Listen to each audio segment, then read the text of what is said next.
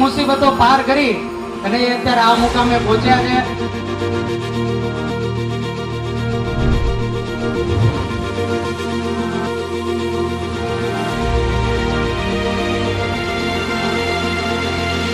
મહેનત કરશો તો ટકા આવવાના જ છે. મહેનત કરવી જરૂરી છે.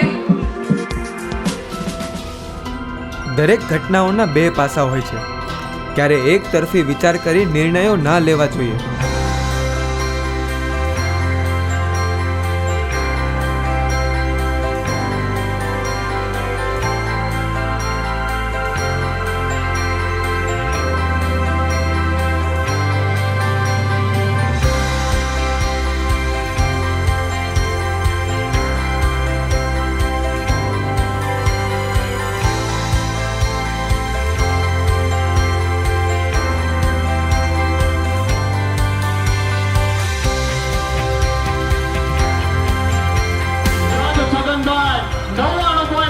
સાથે લાવે છે રામ દેસાસણિયા. જોરદાર તાળીથી આપણે તેને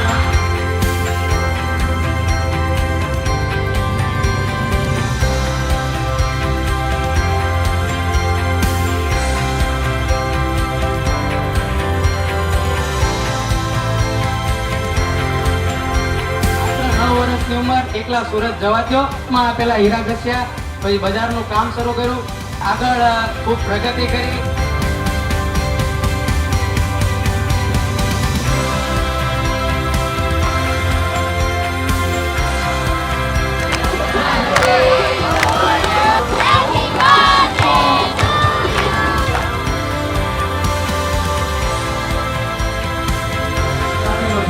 ભાગવત સપ્તાહનું આયોજન રાખેલું છે. એની તારીખ છે આપણે જીવન દાદાના મુખેથી કથા સાંભળવાની છે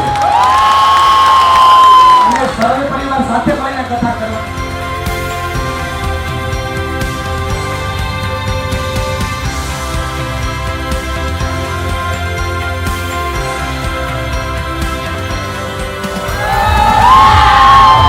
સાયન્સમાં 92.57% લાવે છે.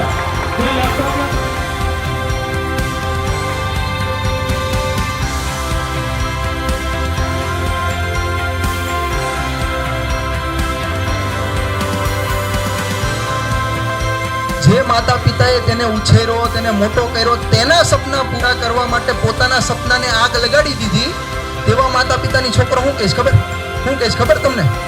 એમ કહે છે, હું તમને નથી ઓળખતો, તમે કોણ છો?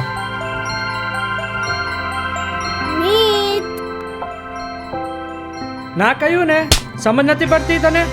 અને આ તારું ચિત્રકામ મૂકી દે છે.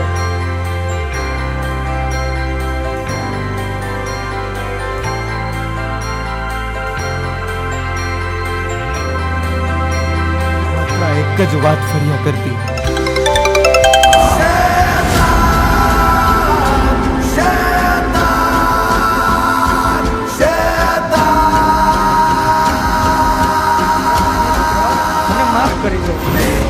ક્યારેક અમે મા બાપ પણ ભૂલી જઈએ છીએ કે અમે પણ માણસ છીએ. ભૂલ અમારા નિર્ણયોમાં પણ હોઈ શકે. બાળકને જ્યાં પ્રેમ અને હૂંફ આપવી પડે ત્યાં એના મા બાપ નહીં પણ એક મિત્ર બનીને ડર બતાવ્યા વગર પરવરિશ કરીએ તો માનસિક શું કોઈ બીમારી કે તકલીફ ના આવે. લોકોની વાતોના લીધે ઘરના દીકરા દીકરીના જીવનને બાંધી ના દેવું જોઈએ. બધાને જ પ્રેમની જરૂર છે, એ પછી વડીલ હોય કે દીકરો હોય કે દીકરી. આવી જા મારા ભાઈ.